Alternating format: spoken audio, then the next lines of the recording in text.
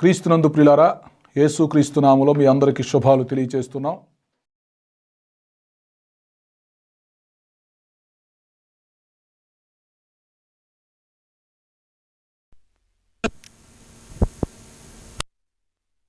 ఎవరు పరలోకానికి వెళ్ళకూడదు, వారందరినీ నరకానికి తీసుకొని వెళ్ళాలి, వారిని శోధించాలి, వారిని నాశనం చేయాలి, వారిని మోసం చేయాలి. కాబట్టి ఇప్పుడు ఏం చేయాలి? ఇది అబద్ధ ప్రవక్త యొక్క ఉద్దేశం. ఎత్తబడిన సంఘం వెళ్ళిపోయింది, ఓకే, ఇంకా సంఘాన్ని వీళ్ళు ఏం చేయలేరు. ఈ సాతాను గాని అంత్యక్రీస్తు అబద్ధ ప్రవక్త ఏమీ చేయలేరు.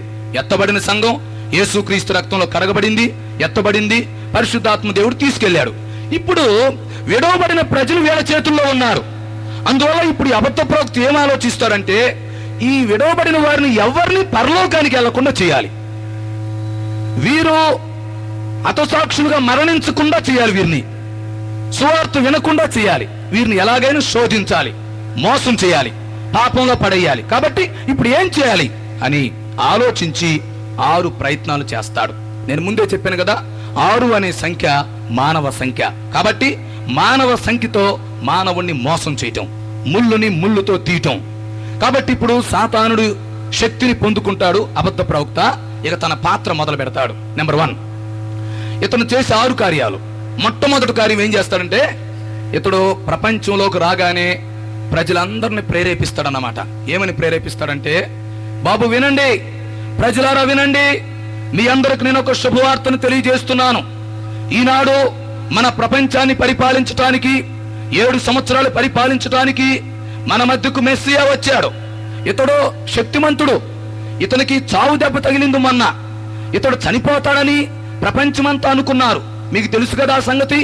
అయినను ఇతడు శక్తిమంతుడు గనుక ఆ చావు దెబ్బ నుండి ఇతను బయటపడ్డాడు, ఇతడు స్వస్థత పొందాడు, ఇతడు బ్రతికాడు. అదే ఇతని యొక్క గొప్పతనం. ఇతనికి మొన్న చావు దెబ్బ తగిలినప్పుడు చనిపోతాడని మనం అనుకున్నాం, కానీ అతడు చనిపోలేదు. ఆ చావు దెబ్బ మానిపోయింది. అతడు ఇప్పుడు ప్రపంచం మొత్తాన్ని పరిపాలిస్తున్నాడు గనుక, ఓ ప్రజలారా, నేను మీకు చెప్తున్నాను, నేను ఒక ప్రవక్తగా మీకు చెప్తున్నాను, ప్రపంచాన్ని నేను శాసిస్తున్నాను. నేను చెప్పే మొదటి పని ఏంటంటే, మీరందరూ అంత్యక్రీస్తుకు నమస్కారం చేయవలసిందిగా కోరుతున్నాను అంటాడు. అంత్యక్రీస్తు అనే పదం నేను ఉపయోగించాను, అతను క్రీస్తు అనే పదం ఉపయోగిస్తాడు.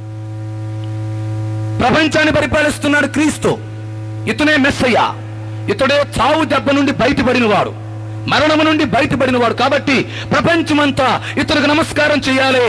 ఇతరు నమస్కారం చేయకపోతే మీకు రక్షణ లేదు, మీకు మోక్షం లేదు, మీకు సమాధానం లేదు, మీకు స్వస్థత లేదు అని ప్రజలందరినీ గందరగోళం చేస్తాడు అబద్ధ ప్రవక్త. దానితో అప్పటికే అబద్ధ ప్రవక్తకు మంచి పేరుంది ప్రపంచంలో. అతను చెప్పింది వాస్తవమని, అతను ఏది చెబితే అది జరిగిద్దని ప్రజలకు మంచి నమ్మకం అతని మీద. కాబట్టి ఇప్పుడు ఇతను ఏం చెబుతున్నాడు, అంత్యక్రీస్తుని ప్రపంచానికి పరిచయం చేస్తూ, ఇతడే క్రీస్తు గనక, ఇతడే దేవుని ప్రతినిధి గనక అందరూ ఇతనికి నమస్కారం చేయాలని చెప్తాడు. దానితో ప్రజలు మోసపోయి, ప్రజలకు అర్థం కాక, ఇతని మీద మంచి నమ్మకం ఉంది గనక ఈ ప్రవక్త మీద అందరూ ఏం చేస్తారంటే అంత్యక్రీస్తుకు నమస్కారం చేస్తారు. ఇతను చేసే 6 కార్యాల్లో మొదటి కార్యం, ప్రజల చేత అంత్యక్రీస్తుకి నమస్కారం చేపిస్తాడు. చూసారా ఎంత ప్రమాదమో? యేసుక్రీస్తుకు నమస్కారం చేయవలసిన పరిస్థితిలో, యేసుక్రీస్తుకు ఆరాధన చేయవలసిన పరిస్థితుల్లో, సంఘము ఎత్తబడిన తర్వాత శ్రమల కాలంలో ఎడవబడిన వారందరూ అంత్యక్రీస్తుగా ఆరాధన చేస్తారు. చేపించేవాడు అబద్ధ ప్రవక్త. మొదటి కార్యం అంత్యక్రీస్తుకి ఆరాధన, అంత్యక్రీస్తుకు నమస్కారం. ప్రతి ఒక్కరు నమస్కారం చేయాలి, బలవంతం చేస్తాడు. లేకపోతే నీకు శాంతి లేదు, నీకు స్వస్థత లేదు, నీకు రక్షణ లేదు, నీకు మోక్షం లేదు, నువ్వు నాశనం అయిపోతావు అని ఈ ప్రవక్త చెప్పగానే అందరూ మోసపోతారు, అందరూ భయపడతారు. ఎందుకంటే ఇతని మీద మంచి అభిప్రాయం ఉంది ప్రపంచానికి, ప్రపంచం దగ్గర మంచి పేరు తెచ్చుకున్నాడు ఇతను. అందువల్ల ఇతని మాట విని ప్రపంచంలో ఉన్న జనాలందరూ అంత్యక్రీస్తుకి నమస్కారం చేస్తారు. ఒకటి అర్థమైందా? రెండవ కార్యం, ఆ తర్వాత ఇతను ఏం చేస్తాడంటే, ఈ ప్రపంచంలో విడవబడిన ప్రజలను మోసం చేయటానికి, వారిని నాశనం చేయటానికి, నమ్మించడానికి ఇతను ఏం చేస్తాడంటే, రెండవ కార్యం, ఇతనికి ఇష్టం వచ్చినప్పుడల్లా ఆకాశం నుంచి అగ్ని రప్పిస్తాడు కిందకి. చూడండి ఇతనికి ఎంత శక్తి ఉందో. ప్రజలు చూస్తూ ఉండగానే ఆకాశం నుండి అగ్ని రప్పిస్తాడు. అగ్ని రప్పించే శక్తి ఇతనుకుండిద్ది. అలాంటి సూచనలు చేస్తాడు. ఏలియా ఎలాగైతే కర్మేలు పర్వతం మీద అగ్నిని రప్పించాడో, కర్మేలు పర్వతం మీదకి అగ్నిని దించాడో, ఈ శ్రమల కాలంలో ఏం చేస్తాడంటే అబద్ధ ప్రవక్త అటు ఇటు తిరుగుతూ ఎవరైతే తనను నమ్మరో, ఎవరైతే తను ఎదిరిస్తారో వారికి నమ్మకం కలిగించడానికి సూచనలు చూపిస్తాడు. రెండవది ఏమిటంటే ఆ సూచన, అతను చూస్తూ ఉండగానే ఆకాశం నుంచి అగ్ని రప్పించేస్తాడు. దానితో ప్రజలందరూ ఇంకా భయపడిపోతారు. ఒరే నాయనా, ఇతను చెప్పిన మాట వినకపోతే ఒకవేళ ఆకాశం నుండి అగ్ని రప్పించి భూలోకం మొత్తం కాల్చివేస్తాడేమో, లేకపోతే నన్ను కాల్చివేస్తాడేమో. చూస్తూ ఉండగానే ఇతను అగ్ని రప్పిస్తున్నాడే, ఇతడు నిజంగా శక్తిమంతుడు, ఇతడు నిజమైన ప్రవక్త, ఇతడు దేవుని బిడ్డ అనుకొని అబద్ధ ప్రవక్త చెప్పినట్టుగా అందరు నమ్మటానికి ఇష్టపడతారన్నమాట. కనుక అబద్ధ ప్రవక్త చేస్తున్న భయంకరమైన 6 కార్యాలు. 1, ప్రజలందరి చేత అంత్యక్రీస్తుకు నమస్కారం చేపిస్తాడు, అంత్యక్రీస్తు ఆరాధన. 2వది, ప్రజలను నమ్మించటానికి ఆకాశము నుండి అగ్నిని రప్పిస్తాడు. ఒకసారి కాదు, 2 సార్లు కాదు, ఎన్నిసార్లైనా రప్పిస్తాడు. ఎవరు ఎదురు తిరిగితే వాళ్ళ దగ్గర ఆకాశం నుండి అగ్ని రప్పిస్తాడు. వాళ్ళ కళ్ళారా చూస్తారు, ఇంకా నమ్మకేం చేస్తారు, ఇంకా అతనికి భయపడకేం చేస్తారు. ఒకవేళ అగ్నితో కాలుస్తాడేమో, నేను చచ్చిపోతానేమో, ఎందుకు వచ్చిన గొడవ, ఇతను చెప్పిన మాట వింటే మంచిది అనుకుంటారు ప్రజలు. ఆ విధంగా సాతాను ఏం చేస్తాడంటే తన అధికారాన్ని అబద్ధ ప్రవక్తకి ఇస్తాడు. శ్రమల కాలంలో ఉన్న ప్రజల్ని వేధించుకు తినటానికి, విడవబడిన వారిని నాశనం చేయటానికి ఆకాశం నుండి అగ్ని రప్పించి ప్రజలను భయపెట్టి వారిని లొంగ తీసుకుంటాడు అబద్ధ ప్రవక్త. 2వ కార్యం మీకు అర్థమైందా? ఆకాశం నుండి అగ్ని రప్పిస్తాడు, దానితో ప్రజలు నమ్ముతారు. 3వ కార్యం ఏం చేస్తాడంటే, జాగ్రత్తగా వినాలి. 3వది ఏం చేస్తాడంటే ప్రపంచంలో ఉన్న ప్రజలందరినీ ఇతను ప్రేరేపిస్తాడు. ఏంటంటే ఒక విగ్రహాన్ని తయారు చేయాలని. చూసారా, దేవునికి ఏదేదైతే నచ్చదో శ్రమల కాలంలో అవన్నీ చేపిస్తాడు అబద్ధ ప్రవక్త. 3వది, ఒక విగ్రహాన్ని చేపిస్తాడు, ఒక ప్రతిమ. ఎలాంటిదంటే ఈ అంత్యక్రీస్తున్నాడే, అంత్యక్రీస్తు లాంటి ఒక ప్రతిమను తయారు చేయమంటాడు. అతడు మన రాజు కాబట్టి, మన క్రీస్తు గనుక అతను లాంటి ఒక ప్రతిమను మనం తయారు చేసుకోవాలి. ఆ ప్రతిమ ఉంటే మనకు ఆశీర్వాదం అని చెప్పి ఈ ప్రజలను ప్రేరేపించి బలవంతం చేసి 3వది ఏం చేపిస్తాడంటే అంత్యక్రీస్తు లాంటి ఒక ప్రతిమను తయారు చేపిస్తాడు, విగ్రహం. దాని గురించే దానియేలు గ్రంథంలో ఉంది, మత్తయి సువార్త 24వ అధ్యాయం 15వ వచనంలో కూడా ఉంది, నాశనకరమైన హేయ వస్తువు. ఇది అబద్ధ ప్రవక్త తయారు చేపిస్తాడు. ఈ నాశనకరమైన హేయ వస్తువు ఏంటంటే విగ్రహం, ప్రతిమ. ఎలా ఉండిద్ది విగ్రహం? అంత్యక్రీస్తు ఎలాగున్నాడో డిటో అలాగుండిద్ది అన్నమాట. అంటే అంత్యక్రీస్తుని విగ్రహ రూపంలో చూపించటం. అంత్యక్రీస్తు పరిపాలిస్తూ ఉంటాడు, అతను విగ్రహాన్ని తీసుకొచ్చి దేవాలయంలో పెట్టాలి, అది ఆలోచన. కాబట్టి నాశనకరమైన హేయ వస్తువుని తీసుకొచ్చి దేవాలయంలో పెట్టిస్తాడు అబద్ధ ప్రవక్త. ఇది 3వ ప్రయత్నం. ప్రజలందరూ ఏం చేస్తారంటే ఇతని మాట కాదనలేక విగ్రహాన్ని తయారు చేస్తారు. ఆ విగ్రహాన్ని తీసుకొచ్చి యెరూషలేము దేవాలయంలో పెడతారు. అంటే శ్రమల కాలంలో ఏం జరుగుతుంది? అన్ని విరుద్ధమైన పనులు జరుగుతున్నాయి. దేవునికి నచ్చని పనులు, దేవునికి గిట్టని పనులు, దేవుడి ప్రపంచం మొత్తం అగ్నితో కాల్చివేయడానికి పనికిమాలిన పనులన్నీ చేస్తున్నారు. ఈ పనుల వల్ల దేవునికి మహాకోపం వచ్చింది. కాబట్టి ఇప్పుడు 3వది ఏం చేశారంటే వీళ్ళు ఒక విగ్రహాన్ని తయారు చేపించాడు అబద్ధ ప్రవక్త. చక్కగా ఆ విగ్రహాన్ని వీళ్ళు తయారు చేశారు. అది నాశనకరమైన హేయ వస్తువు. దాన్ని తీసుకొచ్చి దేవాలయంలో పెట్టారు. 3 పనులు అయిపోయి. 4వ కార్యం ఏం చేస్తాడంటే, జాగ్రత్తగా వినాలి, ఇది ఇంకా ఆశ్చర్యంగా ఉండిద్ది. ఎప్పుడైతే ఆ విగ్రహాన్ని తీసుకొచ్చి దేవాలయంలో పెడతారో వెంటనే ఈ అబద్ధ ప్రవక్త దాని దగ్గరికి వెళ్తాడు, వెళ్ళి దానికి ప్రాణం పోస్తాడు. ప్రజలందరూ చూస్తూ ఉండగా వారిని నమ్మించడానికి అన్నమాట, వారిని నాశనం చేసి నరకానికి నడిపించడానికి. ఆ టైంలో నువ్వు కూడా విడవబడితే నువ్వు కూడా నమ్ముతావు, నువ్వు కూడా నాశనమైన నరకానికి వెళ్తావు, చస్తావు నువ్వు కూడా విడవబడితే. ఇతను ఏం చేస్తున్నాడు? 4వది, అందరూ చూస్తూ ఉండగానే ఆ దేవాలయం లోపల ఉన్న విగ్రహానికి ప్రాణం పోస్తాడు. వెంటనే అది ఒక మనిషిలాగా బ్రతుకుతుంది, ప్రతిమ. మనుషులేమన్నా ప్రతిమను తయారు చేశారు, ఆ ప్రతిమకి ఇతను ప్రాణం పోస్తాడు. ప్రాణం పోయటమే కాదు, దానికి మాట్లాడే శక్తిని కూడా ఇస్తాడు. వెంటనే ఆ ప్రతిమ జీవాన్ని పొందుకుంటుంది, చెలిస్తుంది, మాట్లాడటం మొదలుపెట్టింది. దీనితో ప్రజలకు ఇంకా ఆశ్చర్యం వేసిద్ది. ఒరే, ఈ ప్రవక్త కంటే గొప్పడు ఇంక ప్రపంచంలో ఎవరున్నారో చెప్పండి రా చూద్దాం అనుకుంటారన్నమాట. ఆకాశం నుంచి అగ్ని రప్పించగలిగిన ప్రవక్త ఎవరున్నారు? ఒక ప్రతిమకి ప్రాణాన్ని పోసాడే, మాట్లాడిస్తున్నాడే, ఇతను సృష్టికర్తలాగా పనిచేస్తున్నాడు అని ప్రజలందరూ అతన్ని నమ్ముతారన్నమాట. దాన్నే ఇప్పుడు మనం ఏమని పిలుస్తున్నామంటే జీవం కలిగిన కంప్యూటర్. ఇప్పుడు చక్కగా కంప్యూటర్ వచ్చింది కదా, కంప్యూటర్ ఇప్పుడు చక్కగా మాట్లాడుతూ ఉంది. ఇప్పుడు నా దగ్గర ఒక వాచ్ ఉంది, టాకింగ్ వాచ్. దీన్ని నొక్కితే టైం చెప్తుంది, వాచ్ మాట్లాడుతుంది. ఈ రోజుల్లో చాలా చోట్ల ఇప్పుడు కంప్యూటర్ పనిచేస్తుంది, కంప్యూటర్ మాట్లాడుతుంది. ఎంత జ్ఞానం వచ్చిందో చూడండి. అయితే రేపు అబద్ధ ప్రవక్త టయానికి వచ్చేసరికి జ్ఞానం ఇంకా పెరిగిద్ది. అతను ఏం చేస్తాడంటే విగ్రహానికే ప్రాణం పోసేస్తాడు. ప్రాణం పోస్తాడు, అది బ్రతికిద్ది, చెలించిద్ది, దానికి మాట్లాడే శక్తిని కూడా ఇస్తాడు. అప్పుడు ఆ ప్రతిమ దేవాలయంలో ఉండి మనుషులతో మాట్లాడుతూ ఉండిద్ది అన్నమాట. దానికి ప్రపంచం అంతా వింతగా చూస్తారు. ప్రపంచంలో వాళ్ళందరికి విశ్వాసం పెరిగిద్ది. దేవుని మీద ఉన్న విశ్వాసం తగ్గి ఈ అంత్యక్రీస్తు మీద, అబద్ధ ప్రవక్త మీద విశ్వాసం పెరిగి అతను చెప్పిన మాట వినటానికి ప్రయత్నం చేస్తారు. అంటే అబద్ధ ప్రవక్త ఉద్దేశం ఏంటి? ఎలాగైనా ఈ ప్రజల్ని నరకానికి తీసుకెళ్ళాలి. ఎత్తబడిన సంఘం చేయి దాటిపోయింది, ఎత్తబడిన సంఘం దాటిపోయారు.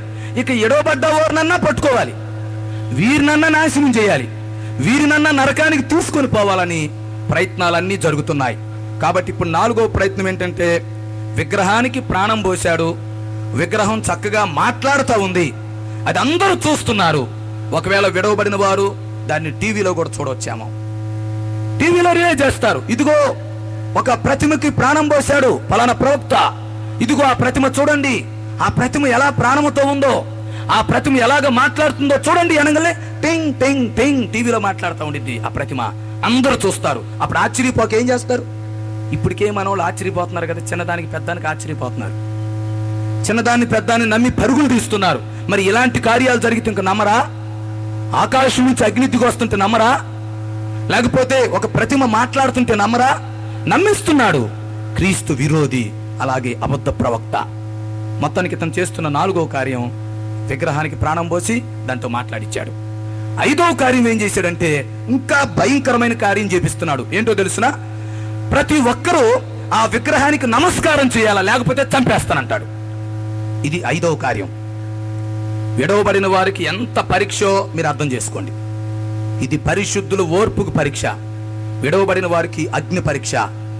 ఆ విగ్రహానికి నమస్కారం చేయకపోతే, ఆ ప్రతిమకు నమస్కారం చేయకపోతే నిలువున చంపి పడేస్తాడు. నమస్కారం చేయని వాడు హతసాక్షిగా చంపబడతాడు. అప్పుడు ఏం చేయాలి? ప్రతిమకు నమస్కారం చేయకపోతేనేమన్నో అబద్ధ ప్రవక్త చంపేపిస్తాడు ప్రజల్ని. ఒకవేళ ప్రతిమకు నమస్కారం చేస్తే దేవుని ఉగ్రత వాని మీదకి వచ్చింది, వాడు నరకానికి వెళ్ళిపోతాడు. కనుక విడవబడిన వారికి ఒక అగ్ని పరీక్ష. విడవబడిన వారికి ఏం చేయాలో అర్థం కాదు.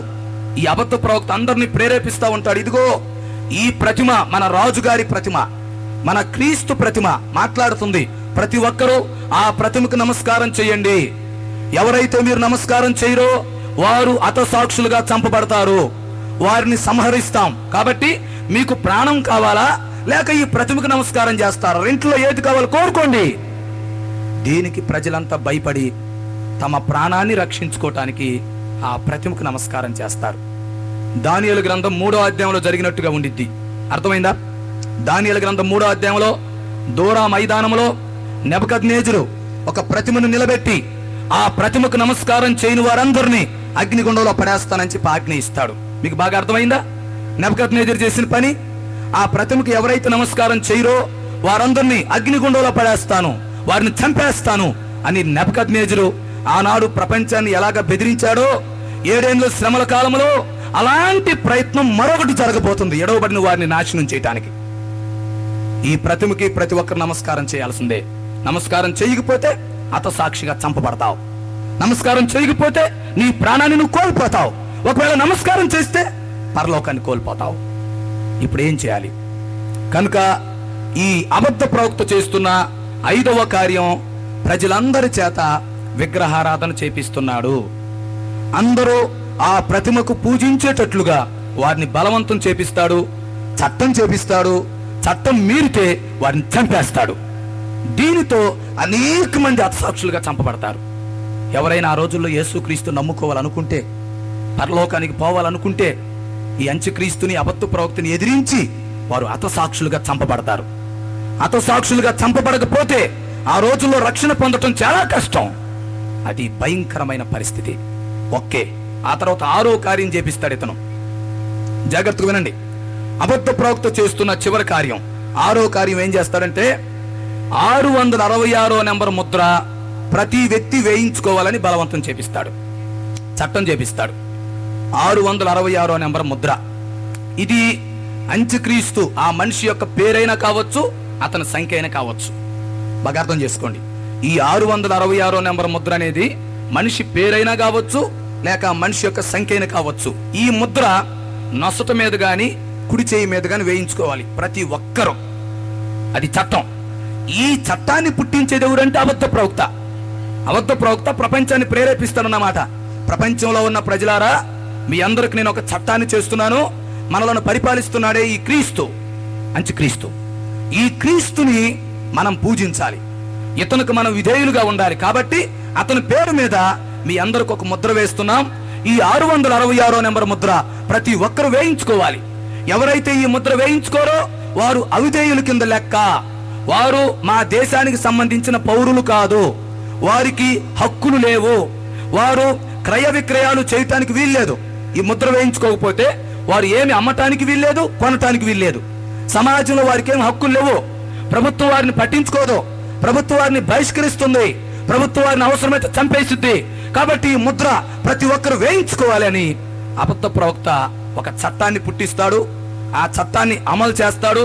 అప్పుడు విడవబడిన వారు, ప్రపంచంలో ఉన్న ప్రతి ఒక్కరూ ఈ 666వ నెంబర్ ముద్ర వేయించుకోవలసి వచ్చింది. ఈ ముద్ర ఆల్రెడీ అమెరికా దేశంలో కనిపెట్టడం జరిగింది. ప్రస్తుతానికి బ్యాన్ చేశారు. రేపు అంత్యక్రీస్తు వచ్చినప్పుడు దాన్ని బయట పెడతారు. అది ఒక చిన్న మైక్రో చిప్ అన్నమాట. మైక్రో చిప్ అది నొసట మీద గాని కుడి చేయి మీద గాని వేస్తే ఆ మనిషి యొక్క వివరాలు మొత్తం తెలిసిపోతాయి. అది ఆల్రెడీ ప్రయోగం చేశారు, అది సక్సెస్ అయింది. ఆ ముద్ర 666వ నెంబర్ ముద్ర, ఈ చిప్ అన్నమాట. మనుషులు అమర్చినప్పుడు మనిషి ఏం చేస్తున్నాడు, ఎక్కడికి వెళుతున్నాడు, ఏం ఆలోచిస్తున్నాడు, ఆ విషయాలు మొత్తం అంత్యక్రీస్తుకు తెలిసిపోతాయి అన్నమాట. ఇప్పుడు మన చేతిలో ఉన్న సెల్లు దానికి ఉదాహరణ. ఈ సెల్లులో చిప్ వేసినప్పుడు సెల్లు ఎలాగైతే పనిచేస్తుందో, సెల్లు ఈ వర్క్ అంతా ఎలా చేస్తుందో, అలాగే ఈ చిన్న మైక్రో చిప్ అనేది మన శరీరంలో అమరుస్తారు. అది 666వ నెంబర్ ముద్రకు సాంకేతికంగా మనం అనుకోవచ్చు. ఆ ముద్ర వేయబడినప్పుడు ఇక మనం వారి కంట్రోల్లో ఉంటాం. మనం ఎక్కడికి వెళ్తున్నాం, ఏం చేస్తున్నాం, ఎక్కడున్నాం, ఏం ఆలోచిస్తున్నాం అంతా వారికి తెలిసిపోయింది అన్నమాట. ఈ ముద్ర ఎందుకు వేస్తారు అంటే జనాభా లెక్క తెలుసుకోవడానికి, అసలు ప్రపంచ జనాభా ఎంతమంది ఉన్నారో తెలుసుకోవడానికి. ఆ తర్వాత తనకు ఎంతమంది విధేయులు ఉన్నారో, ఎంతమంది అవిధేయులు ఉన్నారో తెలుసుకోవడానికి. ముద్ర వేయించుకున్న వాళ్ళంతా విధేయులు, వేయించుకొని వారు అవిధేయులు.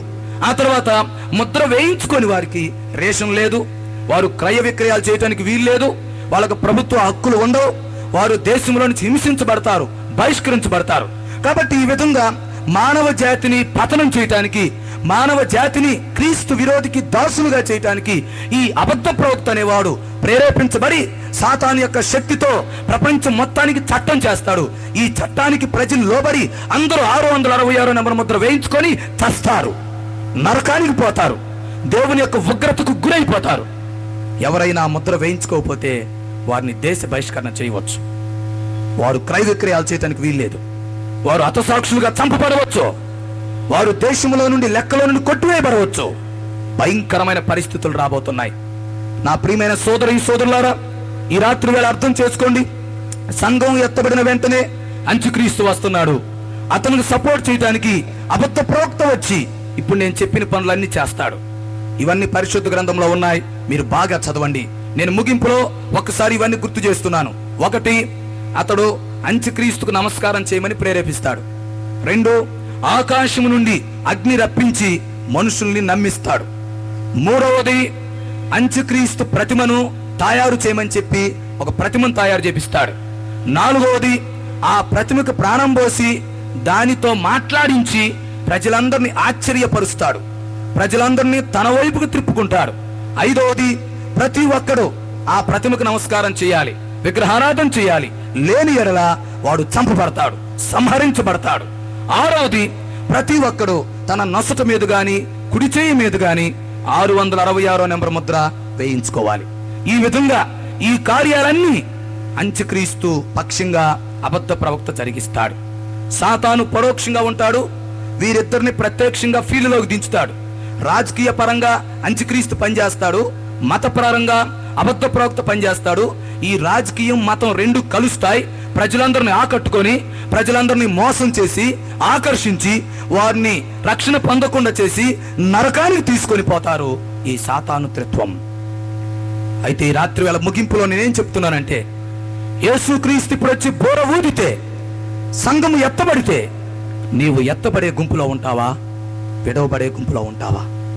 ఈ రాత్రి ఒక్కసారి అర్థం చేసుకో. నీ గుండె మీద చేసుకుని ఆలోచించు. ప్రియమైన సోదరి సోదరులారా, నేను ముందుగానే బ్రతిమలాడుతూ ఈ మాటలు చెప్తున్నాను. యేసుక్రీస్తు వచ్చి బోర ఊదితే, సంఘము ఎత్తబడితే, నీవు ఎత్తబడే గుంపులో ఉంటావా, విడవబడే గుంపులో ఉంటావా?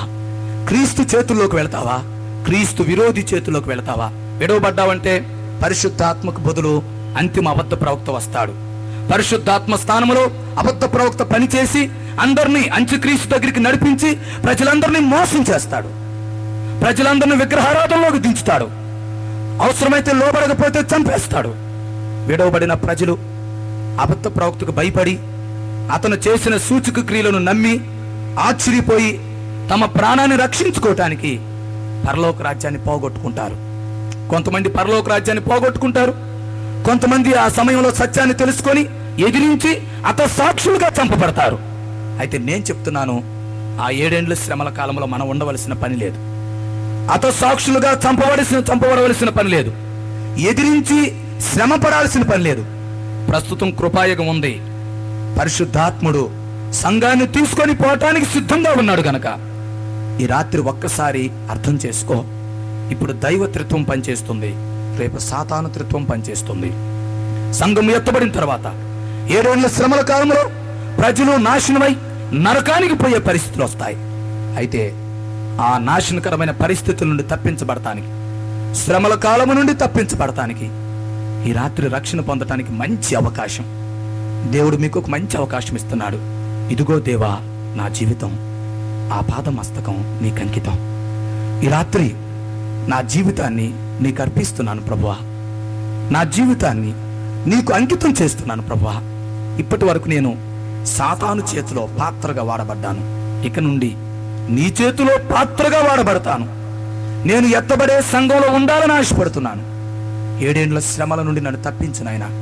అంత్యక్రీస్తు చేతుల్లో నుండి, అబద్ధ ప్రవక్త చేతుల్లో నుండి నన్ను తప్పించు నాయనా. అబద్ధ ప్రవక్త విడవబడిన వారందరినీ మోసం చేస్తాడని ఈ రాత్రి నాకు అర్థమైంది.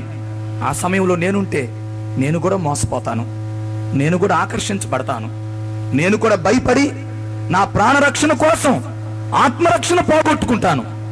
అలాంటి పరిస్థితి నుంచి నన్ను తప్పించు నాయనా. ఈ రాత్రి నాకు నువ్వు కావాలా ప్రభువా, నీ సన్నిధికి వస్తున్నాను ప్రభువా అని ఈ రాత్రి మనం చిన్న ప్రార్థన చేసుకుంటే, ఒక మంచి నిర్ణయం తీసుకుంటే, ఈ రోజు నుంచి దేవుడు నీ జీవితాన్ని నూతన సృష్టిగా మార్చబోతున్నాడు. ఎత్తబడే సంఘం కొరకు నిన్ను సిద్ధం చేయబోతున్నాడు. కనుక ప్రతి ఒక్కరు ఈ రాత్రి ఒక్క నిమిషం ఆలోచన చేసి ప్రార్థన చేసుకొని మంచి నిర్ణయం తీసుకుందాం. తలలు వంచండి, ప్రార్థన చేసుకుందాం. అందరూ తలలు వంచండి, ప్రార్థన చేసుకుందాం. ప్రియులారా, ఎవరు కదలొద్దు, కళ్ళు తెరవద్దు. ఇది దేవుడు మనకిస్తున్న దివ్యమైన అవకాశం. రేపు నాకు తెలియదు అని మీరు అనొద్దు, నాకెవరూ చెప్పలేదు అనొద్దు. విడవబడితే ఏం జరుగుతుందో ఈ రాత్రి నేను వివరించాను. 7 ఏండ్ల శ్రమల కాలం. ఆ శ్రమల కాలంలో క్రీస్తు విరోధి పరిపాలన, ఆ పరిపాలనలో అబద్ధ ప్రవక్త యొక్క మోసం. అబద్ధ ప్రవక్త అందరినీ క్రీస్తు విరోధి దగ్గరికి నడిపిస్తున్నాడు. యేసు క్రీస్తు దగ్గరికి పరిశుద్ధాత్ముడు ఎలాగ నడిపిస్తున్నాడో అంత్యక్రీస్తు దగ్గరికి అబద్ధ ప్రవక్త నడిపిస్తున్నాడు ప్రజల్ని. ఆ అబద్ధ ప్రవక్త చేతుల్లో నుంచి తప్పించబడాలంటే చాలా కష్టం. అవసరమైతే అతను నీ ప్రాణాన్ని తీసేస్తాడు, నిన్ను నమ్మిస్తాడు, మోసం చేస్తాడు, శోధిస్తాడు. అలాంటి పరిస్థితులు రాకుండా ముందే, అబద్ధ ప్రవక్త ఈ భూలోకానికి రాకముందే ఎత్తబడే సంఘంలో వెళ్ళటానికి నువ్వు సిద్ధపడాలని ప్రేమతో మనం చేస్తున్నాను. అందరూ ప్రార్థన చేసుకోండి. ఈ రాత్రి చిన్న ప్రార్థన చేసుకోండి. యేసుక్రీస్తు మొదటిసారి ఈ భూలోకానికి వచ్చాడు నీ కోసం, నా కోసం, యావత్తు మానవ జాతి కోసం. సిలువలో తన ప్రాణం పెట్టి తన రక్తాన్ని చిందించాడు. తన రక్తంలో ఒక్కొక్కరిని కడిగి శుద్ధి చేయడానికి ఇష్టపడ్డాడు. మొదటి రాకడలో ప్రాణం పెట్టిన ప్రభు రెండవ రాకడలో తన సంఘాన్ని తీసుకొని పోవటానికి రాబోతున్నాడు. ఆ ఎత్తబడే సంఘంలో నువ్వు ఉంటావా? అబద్ధ ప్రవక్త చేతిలో నుండి తప్పించబడాలని ఆశ నీకుందా? ఆ శ్రమల కాలంలో తప్పించబడాలని ఆశ నీకుందా? ఆ మోసకరమైన పరిస్థితుల నుంచి నువ్వు బయటపడాలంటే ఈ రాత్రి ప్రభువుతో చెప్పు, ప్రభు సిలువ దగ్గరికి రా. ఇదిగో దేవా నా జీవితం, ఈ రాత్రి నా జీవితాన్ని నీకు అర్పిస్తున్నాను ప్రభు అని మనం చెప్పి ప్రార్థన చేసుకుందాం. అందరూ అలాగే తలలు వంచండి. ఒక పల్లవి ఆలకిస్తూ మనం ప్రార్థన చేసుకుందాం.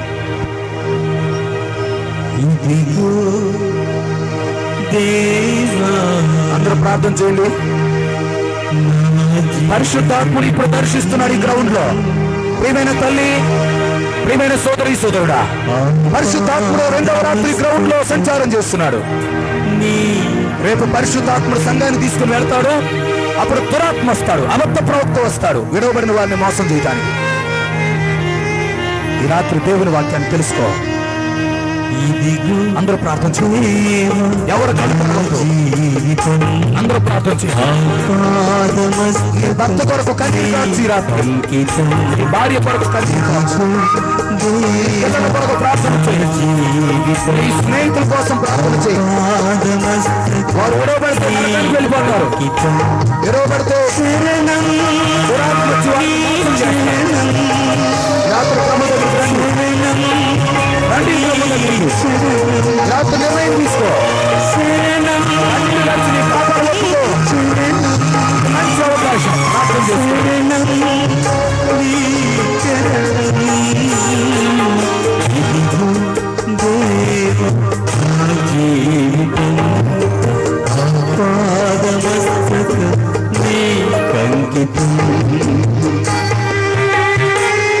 ఇదే మీకు అనుకూల సమయం, ఇదే రక్షణ జనం. రేపేం జరిగితే తెలియదు. సంఘం ఎత్తబడిన తర్వాత ఏమీ చేయలేరు. పరిశుద్ధాత్ముడు ఉన్న ప్రేమ రక్షణ పొందాలి. చెప్పు, ప్రార్థన చేయి. మంచి అవకాశం ఇస్తున్నారు.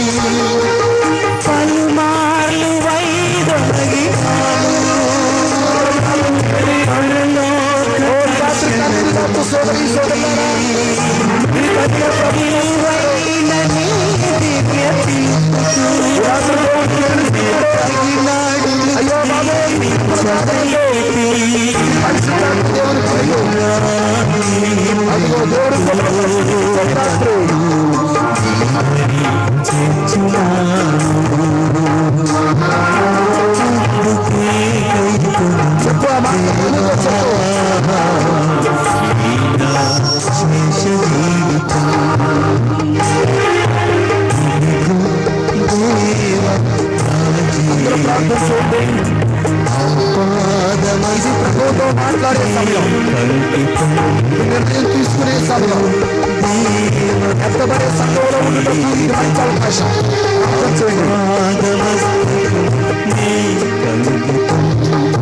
శరణం నీ శరణం, శరణం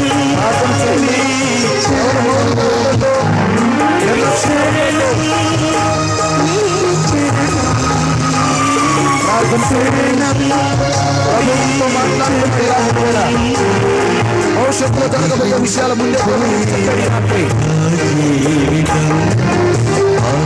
ఆపాదమస్తకం నీ కంకితం